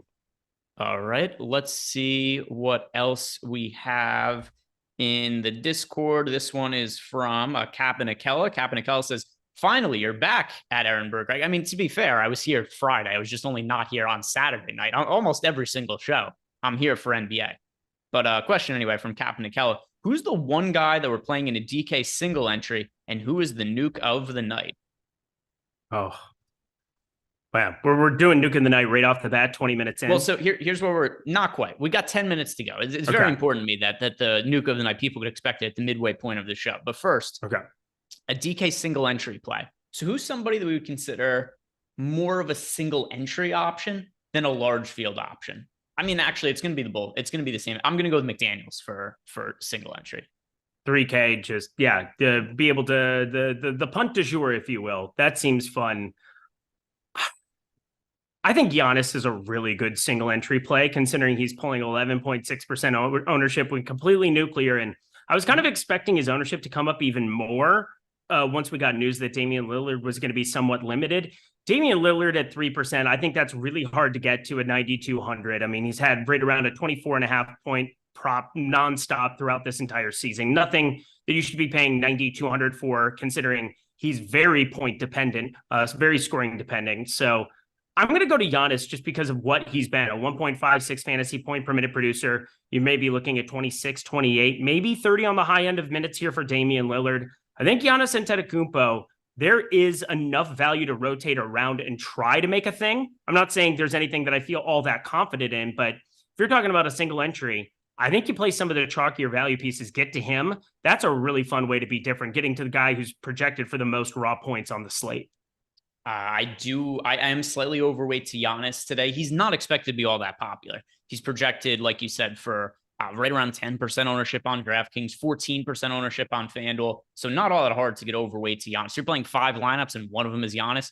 You're overweight to him. So I think that's a good call as well. Let's talk about some of the existing injury situations of players who are questionable, and then we'll do the nuke of the night. So what we have as far as guys who are questionable tonight, Eric, RJ Barrett is questionable. De'Aaron Fox is questionable. I'm going to start with Fox because I'm pretty confident he plays. So I'm 100%. De'Aaron Fox, I think he plays. It would be very annoying if he doesn't play, because this game, it locks an hour and a half after the next earliest game on the slate. So if he ends up sitting out, I'm going to have a very, very difficult time pivoting and getting to Kings value, because with him expected to play, I'm not really getting to anything from the Kings. And if somebody feels differently and you really think De'Aaron Fox is going to sit today, then you could take a different approach. But for me, I'm building my lineups if Fox is in, and I'm not even really worrying about giving myself the flexibility to swap to other Kings guys. Is that a mistake, Eric, or is that how you're looking at it as well? Well, I want to preview nuke of the night, but I guess should we just go to that now here then, and then I can break it down? De'Aaron Fox is the nuke of the night. He's the absolute nuke of the night. Yeah, De'Aaron Fox is going to be in about half of my lineups or close to it. Okay. So are you expecting him to have limited minutes? Because I am. I'm not. I expect him to play 36 minutes. Okay. Well, that's interesting. So I have De'Aaron Fox playing limited minutes here. So I'm not really getting De'Aaron Fox at all, but also not getting to other Kings pieces. We've got De'Aaron Fox's $9,200 over on FanDuel. On DraftKings, De'Aaron Fox is $8,400, which is, a relatively cheap price from what we've seen out of De'Aaron Fox, but hit me with it. So you liking De'Aaron Fox today? Why is that? Because he's $8,400. So he's already priced he's priced out to be dinged up. Like that's where he's been at. So far this season in 105 minutes, which isn't a large sample size, we're talking about a guy who's had a 34.2% usage. You shot 54% from 2-point, 37.5% from 3-point percentage. Hasn't been the best in that regard too, but up to a 25.7% assist percentage. You do not bring your cornerstone point guard back here unless he is like willing to take on a full limit. The season's way too long here at this point that you would be screwing around, fucking around, trying to do anything other than give De'Aaron Fox 32 or more minutes in this spot. Now, 30 feels like that is like the low end. I think that this is a range of outcomes thing, but when you factor in his ownership sitting at 7%, you're getting the price decrease, 8,400. This is a guy who should be north of 9K when healthy. You're also talking about somebody who you're getting a massive ownership decrease on. It's a great game environment for Cleveland on the other side, but I'm going to have some Cleveland interest in tournaments to kind of rotate in. People aren't very comfortable clicking on them as the studs. Donovan Mitchell's pulling a little bit of ownership. Darius Garland is pulling a little bit more ownership, but like De'Aaron Fox is completely getting slept on as a result. I think he's an awesome play in case. Hey, I haven't seen a minutes projection that's been sitting north of 30, 31, so optimizers aren't going to like him. I think this is a great spot to be overweight in the event that, half the time I'm right there and he ends up playing 36 minutes at a competitive game. You're sitting on the absolute nuts. And the nuke of the night for myself, and this applies to both FanDuel and DraftKings, a player I'm getting a lot of exposure to, but on FanDuel, not all that highly owned. Darius Garland, only ownership in the teens. I know he's popular on DraftKings, very popular at $7,200, but still I'm overweight to him there. So Darius Garland, we have no concerns about his minutes anymore. I know he first came back from injury and we were told that he was going to be restricted, and he kind of was at first. Jared Allen remains on a minutes restriction. Darius Garland less so, but he's just not priced appropriately. We have a full year of data on what Darius Garland should be priced while he's playing alongside Donovan Mitchell in Cleveland. And last year, we saw him get as high as nearly $9,000 over on DraftKings and FanDuel. And right now, his production's been down a little bit, but keep in mind, he missed time with an injury, came back, played some limited minutes, and now he's finally back to form. The price hasn't really quite caught up yet. And on DraftKings, yes, the ownership is there, but 19% on FanDuel, too low for me. So nuke of the night, Darius Garland for me. Yeah, love it. I think in tournaments, this is just a game I'm massively overweight to with just about every stud or like pertinent piece. I think Karis LeVert is still somebody that I'm going to be playing here. Darius Garland, Donovan Mitchell. I mean, it feels like nobody wants to be playing a game with Sacramento and Cleveland. And, Cleveland, despite the fact that they're not up there in pace and Jared Allen being out there for more minutes means more of a defensive presence, and that's problematic. He's really the only like crazy popular piece that we have from that entire game. Jared Allen is sitting there at 31%. Darius Garland then nearly 25%. Everybody else you're getting in a massive ownership discount, especially with this Toronto news that, again, I just think that there are a lot of ways that these minutes get thinned out so much. I want to go for some of those studs there. Take some shots. If you're right about Jalen McDaniels, that's going to do a lot of the heavy lifting for us at 3K. I'm just a big fan of getting overweight to that game. Next question that we have in Discord. We'll get back to some of the Discord questions. If you guys haven't done yet, do us a favor, like the video, subscribe to the YouTube channel, and also probably a pretty good time to sign up over at Stokastic and join our Sims. We got links for that below, because did you see all the success people had this weekend, Eric? Yeah, perhaps somebody won $1 million or something. That seems pretty good. It was. So we had somebody won $1 million, but somebody won the $3 for 100K on DraftKings. Same guy also won the $1. Much less of success, but I almost won the milli on FanDuel. Very tilted by it, but also credit to the Sims. I was 10 points out of first in the milli on FanDuel, Eric. I know it's not actually a milli. It's called a milli. It's 200,000 at first place. Defense. I got one fantasy point out of my defense, where my most roster defense was the Tampa Bay Buccaneers defense, which cost the exact same as the Saints against the Vikings. And that was a defense I played 30% of. I had one lineup with the Saints defense and just happened to be my best lineup. I might never stop tilting this. But anyway, I wouldn't have been able to build those lineups if it was not for the Sims tool we have at Stokastic.com. NFL, NBA, it's been really, really beneficial to my process building lineups. And we have links to those below, but really cool to see somebody win $1 million using the tools that we have. And you also get access to our Discord channel when you sign up for Stokastic. Question here from Cream. And can you pull up the player compare tool, Jordan? Because we've got one coming in right here. Cream wants to know, Porzingis or Mobley? I'm fairly sure Mobley. that is Mobley for me. We'll look in the player compare tool because I have, let's see, I have Mobley. Yeah, I have more exposure to Mobley than Porzingis on DraftKings. On FanDuel, I also have more exposure to Mobley than Porzingis.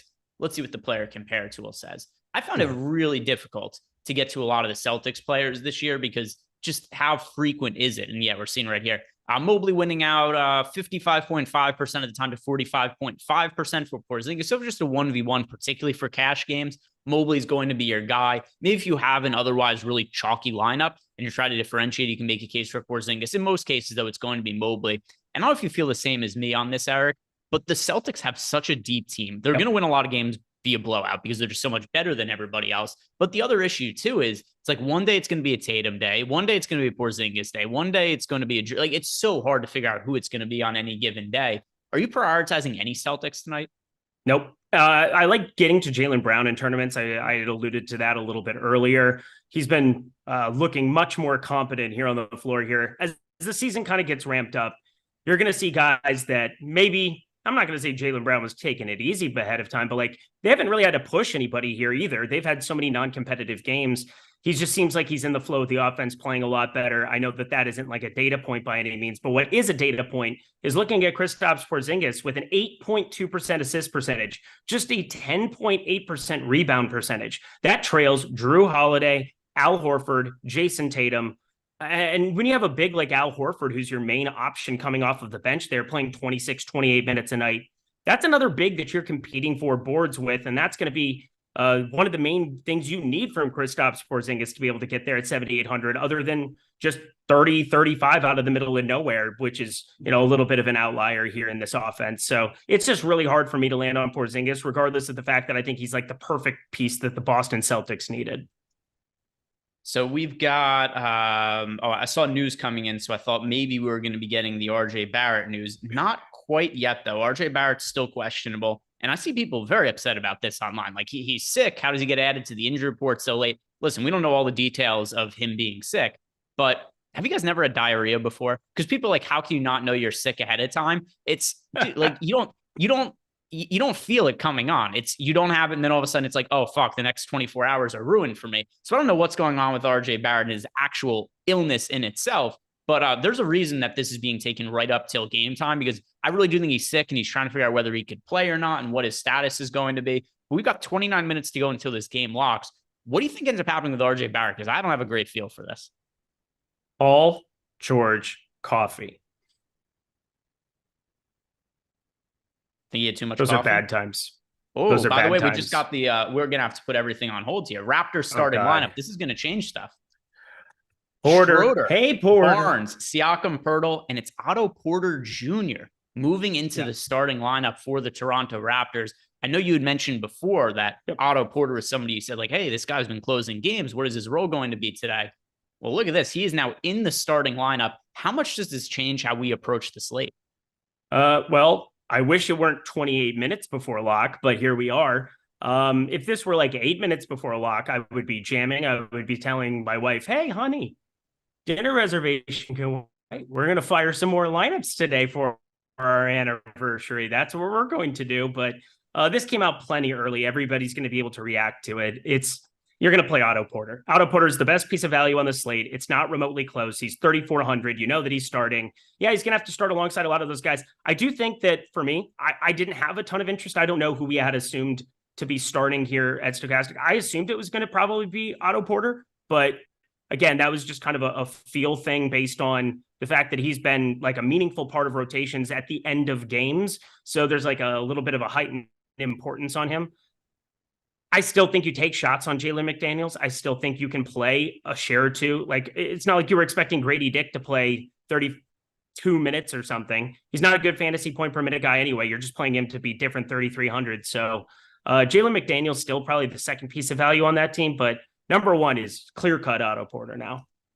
So we had before, I'm going to assume this is the case anyway, we had Grady Dick projected for 25 minutes. Okay. We had Otto Porter projected for 17 minutes. So I think we were expecting Grady Dick to start, Otto Porter came off the bench. Now, it's not like we're expecting anybody to play 30-plus minutes, But just for transparency, we had Dick projected for 25 minutes. We had McDaniels for 21, Porter for 17. I would think we probably are now looking at Porter for like 26 and then closer to 20 for Grady Dick and Jalen McDaniels. So that's what I think it's going to be. But now we got this other piece of news, Eric. RJ Barrett is out today. He's dealing with a migraine. So it was not the diarrhea that I had blanketly assumed he was dealing with. It's going to be you were just hoping that's what it was. Yeah, I mean, sometimes you get your way, sometimes you don't. But migraine it is for RJ Barrett. He is going to be out today. We've seen RJ Barrett miss time throughout the season. We kind of know what to expect here, right? Josh Hart moves into the starting lineup, plays as many minutes as he could handle. Emmanuel quickly, if he gets hot off the bench, he gets a chance to play extended minutes. Let's see, what is the prices on these guys? Knicks, we've got Josh Hart is 5,300. Quickly is 5,500. So a little bit of a boost to Randall and Brunson with Hart at 5,300. That's exactly what I was going to throw out is that. Yeah.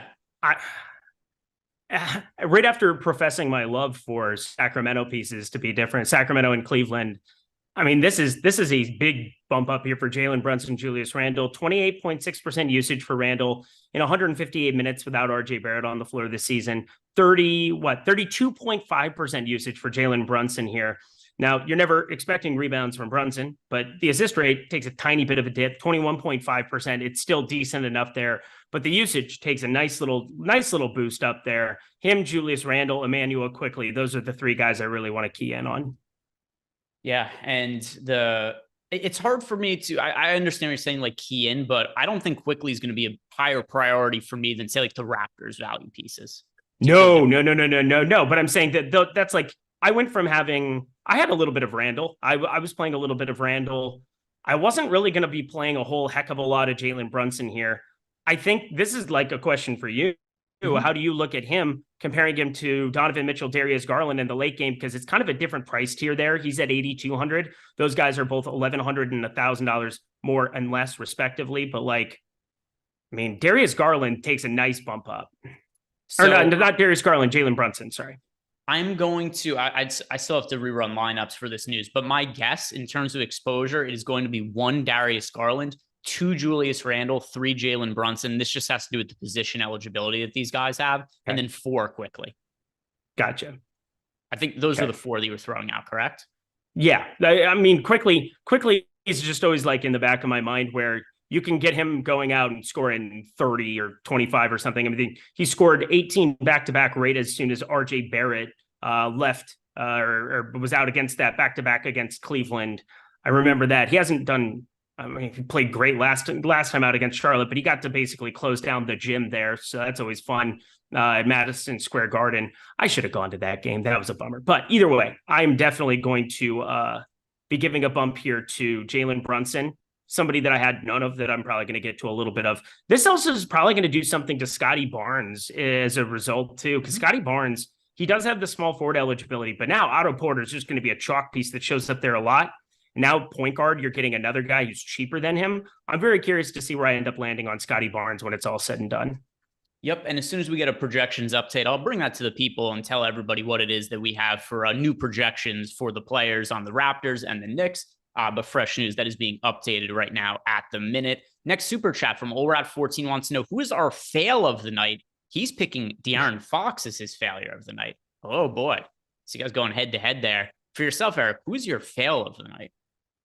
How can he be a fail of the night if he's 7% owned, you dip smack? What are we doing here? Like, he's not owned for a reason. So I'm making a tournament stand on something that I'm using logic and sense and reasoning. Why don't you try doing the same, as opposed to saying that somebody who's not going to be owned is going to fail? Get off my lawn, kids. Are you going to answer his question with your fail, though? Oh, yeah, sure. I'll figure it out here. It's probably going to be Jakob Poeltl relative to ownership. I love Jakob Poeltl as a real-life basketball player. With Precious Achiuwa back, I'm nervous because at the beginning of this season, we saw really like a big cut, like a big undercutting of Jakob Poeltl's minutes. Now, the last 2 games have been wonky. Dallas, they were up big, 21 minutes. Boston, they were up big, 21 minutes. He was in foul trouble in that Dallas game as well. So it's kind of hard to project out the last 2 games with Precious Achiuwa back and how it really affected him, because Precious only played 18 in those. He had played 24 and 23 the 2 games leading into those. but it was almost like a 50-50 split there for a little while. And yeah, Pirtle played good, but he doesn't really ever reach the 30-minute mark, hasn't reached the 30-minute mark here in a game whatsoever. You have Precious Achiuwa there. You probably don't see Thaddeus Young step on the floor here in this spot, but you have enough guys in Jalen McDaniels, Grady Dick, other guys that can get rotated in. They can go small in a spot like this against Washington, where Daniel Gafford, who's behind him, Mike Muscala, Anthony Gill. I'm not really worried about their second unit. Like, I'm just worried that if Jakob Poeltl doesn't put his foot down early here and against Daniel Gafford here, it's probably going to be a lot of more small ball lineups for Toronto.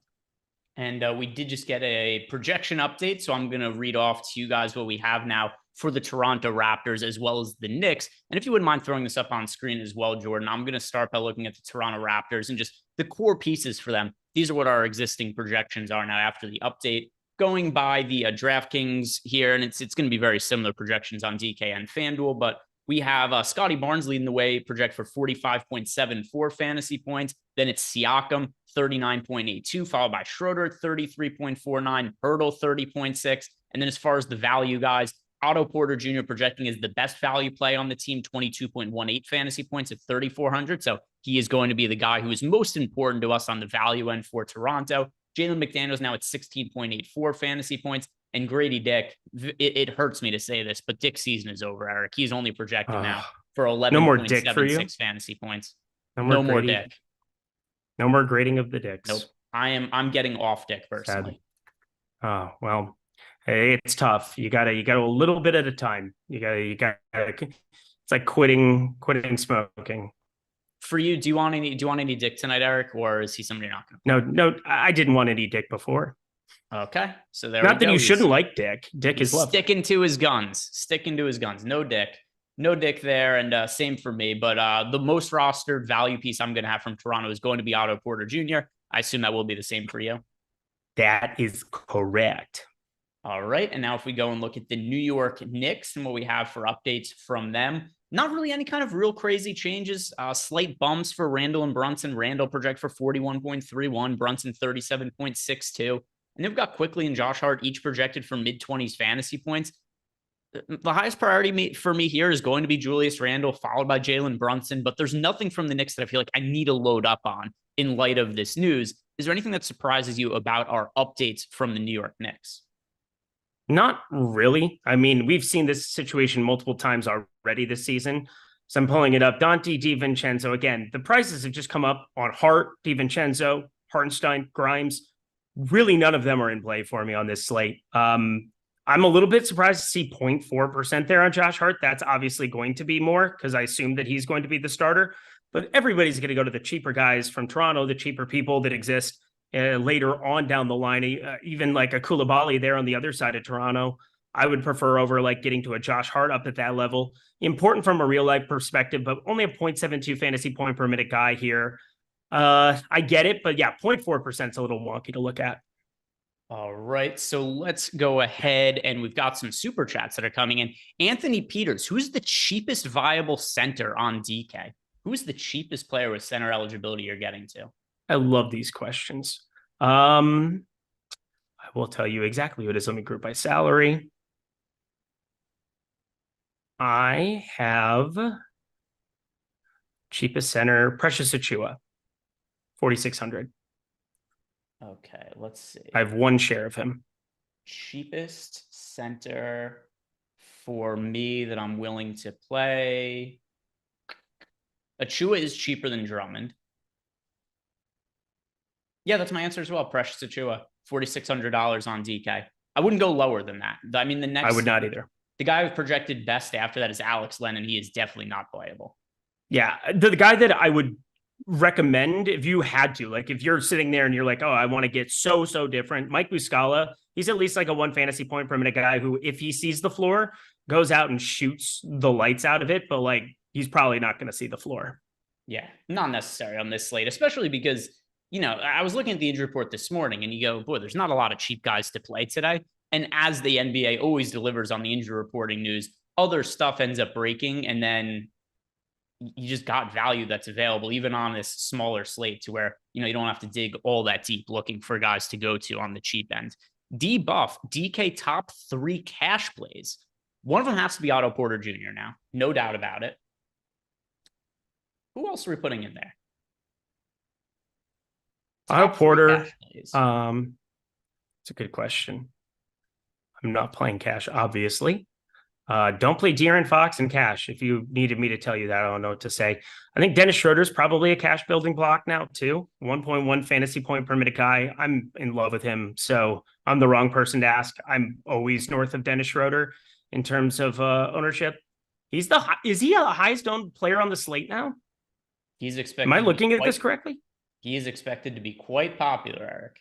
Yeah, I think you're playing him. You're playing Pascal Siakam. You're playing Otto Porter. Those are 3 Toronto guys that you're absolutely putting in your lineups. Okay, I don't have any issue with that at all. And I'm also updating my lineups over here. Let's see, we've got all the super chats are answered, but some questions coming into the Discord here. And the next one is from DraftKings. He wants to know, is 100% Jalen McDaniels too much? Yeah, he did ask this question before we got the starting lineup, but now that Otto Porter is confirmed starting, yeah, McDaniel's still in play, but he is a way, way lower priority for multiple reasons. Number one, we have to give more minutes to Otto Porter. And then also Otto Porter himself, with Otto Porter looking like a better option on the cheap end, that just takes away from McDaniels in general. How much room do you expect you're going to get to, if any, at this point? I'll still get to McDaniels. I don't think this changes a whole lot of his role. I think the minutes come away from Grady Dick. If we were assuming Grady Dick was going to start, Otto Porter was kind of who I alluded to. I thought he would probably be more than likely the guy that they would start with. He's had periods of time where he's been a phenomenal fantasy point per minute producer. This is probably not the circumstance or the team where that's going to be the case, but he's still, over the course of this season, been 0.915, and that is more than serviceable. 25 minutes of Otto Porter, great. That just takes away from Grady Dick, who you take down to like 16, 18 minutes. I still think his role basically remains unchanged. Did we even change his minutes projection? I doubt it. Good question. Let me see. So the minutes... I would be surprised if we did, because it does absolutely nothing to change from the fact that they're going to want him out there 20 minutes and then move on with their lives. Yeah, pulling this up. Let's see. So Porter, we have projected for 24 minutes. McDaniels, yeah, almost the exact same. We have McDaniels for 20.7, and I'm pretty sure that's what it was before as well. Yeah, I think that's one of the things you always want to make sure that you get in the habit of, because like I think Jalen McDaniels is probably a better play relative to ownership now than what he was before. And you had talked about him before, but this is where you have a value piece that is really emerging in Otto Porter. They're going to play 5 minutes independent of each other, and Otto Porter is going to share all of his time, or most of his time, with the full first unit. So like there's a chance for that fantasy point per minute rate to come down a little bit. And McDaniels is going to see a drastic reduction in the ownership he would have had it been Grady Dick who was starting. I guess no matter what, it was going to add ownership to somebody between Otto Porter. But like, I think McDaniels, we shouldn't change what his perception was coming off the bench. So I think he's probably a better play now. Next question we have here is from Cheyenne, and Cheyenne wants to know, Mobley and Avdia or Pirtle and Kuzma on FanDuel? Mobley, can you pull up the player compared to Jordan? Mobley and Avdia or Pirtle and Kuzma on FanDuel? Off the top of my head, I feel like that's Pirtle and Kuzma, but we'll see what our projections say. What is your lean? Just looking at that 2v2 at first glance. FanDuel, Mobley and Avdia on one side, Pirtle and Kuzma on the other side. The Mobley side. I went the other way, but let's see. Let's see what the tools say. Break the tie for us. I'm not playing FanDuel, so you're a little bit more familiar with the schematics today. All right. Oh, it is close. So you win, sort of, but it's 50.5% to 49.5. So it is very, very close. Yeah, in terms you of the suck, Greg. In terms of the ownership, I did go with a significantly lower owned side. We've got Denny Avdia is 5% more popular than Jakob Poeltl, and then Mobley is about 15% more popular than Kristaps Porzingis. It is super, super close, though. I have more Jalen McDaniels than I was getting before. I just want to point that out to everybody. I think that's important. I'm rerunning my FanDuel lineups right now, and I will know shortly what I'm going to be getting to. So anyway, Cheyenne, I'm going to side with Eric's side there, and I will go with the Mobley Avdia combo. James McGruder wants to know favorite player at each position. Yes. Let me run my lineups for FanDuel. And then, Eric, you want to answer for DraftKings, and I'll answer for FanDuel after this is all done? Yep, perfect. Okay.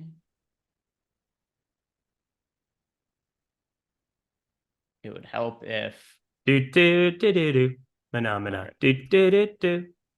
Phenomena. Get to that. I'll get to that super chat in a second, James. Just want to get my lineups to finish rebuilding. But in the interim, we've got some questions in Discord that I'll answer before we go ahead and hit on James's super chat. Next question here is from Clyde. Clyde says, nobody seems to like Dame. Chicago funnels three-point shooting. A lot of the industry bluster about how the Bucks fucked up on this trade. Is it a big ego Dame game to get right versus a showboat and Zach LaVine? The issue I have is that the Bucks are saying they're monitoring the minutes of Damian Lillard. Lillard also missed the last couple of games. There's always an upside in Dame, but like I don't want to be building my lineups around him today because I don't think he's going to play a ton of minutes. Yeah, the minutes are tough unless it's like another Hawkinson situation, which I didn't even bring up on the live before lock because I was so positive that it wasn't true. But anyway, that's beside the point. Yeah. I mean, you get those guys like Ed Werder, Ian Rappaport for football, who just put out these like, well, they put out these like really speculative reports that people always overreact to. And I used to do it all the time too. And then I learned to just ignore them. They don't mean anything on Sunday mornings because it's not really based on anything. It's just like there are no offensive coordinators that are texting Ian Rappaport or Ed Werder in the morning and being like, hey, this guy's playing 30 snaps today. It just doesn't happen. So they just make guesses based on stuff they hear. And sometimes it's right. Sometimes it's wrong. I just ignore it. It's mostly noise. That aside, I've got my lineups built out here now. So me too. Let's answer the question that James asked us, where he said favorite player at each position. You want to do it for DraftKings and I will do it for FanDuel, Eric? Perfect. All right. Point guard for me on FanDuel is Ayo Dosunmu. Yeah, Dennis Schroeder, and then Ayo Dosunmu at shooting guard, so you can go shooting guard on FanDuel. All right, shooting guard. So it's actually Dosunmu for me as well at shooting guard. So I am going to go Dennis Schroeder as my second most rostered point guard at point guard, and then I'll go Dosunmu at shooting guard. Small forward for me, that is Otto Porter Jr. Otto Porter. And I will say I have way more Jalen McDaniels than I had before.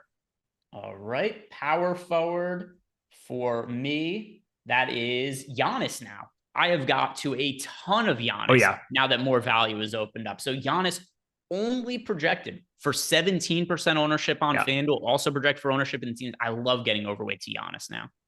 50%. I'm pretty happy with that single entry call. Or is he going to be another fail of the night, whoever it was? It's nice to know. It's nice to do a show without YouTube chat up. This feels good. I miss a lot of you, but there's others that I don't. I'm just going to be honest. And center for me is Jakob Poeltl. Yeah. It is not Jakob Poeltl. Yeah, I have almost nearly a full fade on him. It's going to be Giannis Antetokounmpo there. And then, Jared Allen would be next. All right. So, James, thank you for the super chat. Hopes to help you build out your lineups. Then Sam Cassell Dance. Sam wants to know who our favorite shooting guard plays on DK. So let's see. Shooting guard eligible players. We both like Ayo. We're kind of like going to go down with the ship on that one. Emmanuel Quickly is all right. Although I saw an ownership update just a second ago and it almost made me vomit. 5,500 Emmanuel Quickly. He's a 1.1 fantasy point per minute guy, but we only have him for 25 minutes. And that is not going to be good enough there at 35% ownership for me. So riddle me that one. It's going to be Ayo on the cheap end and Donovan Mitchell on the expensive end.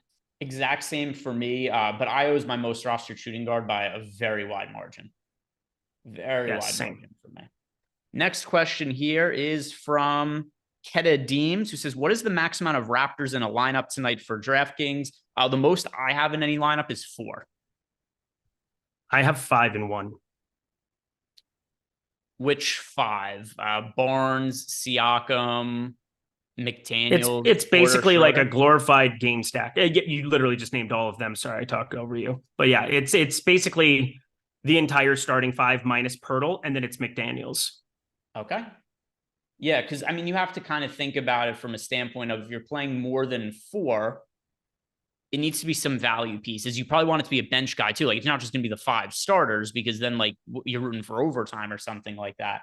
But yeah, I think if you're going to play 5, for me, the most I have is 4. But if you're going to play 5, those are the 5 that I would be going to there.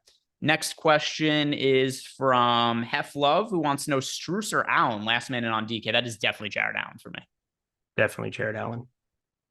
Next question is from Iron Maiden 2. He's asking us for our thoughts on Bobby Portis as a pivot on DK. Decent price point. He owns the Bulls.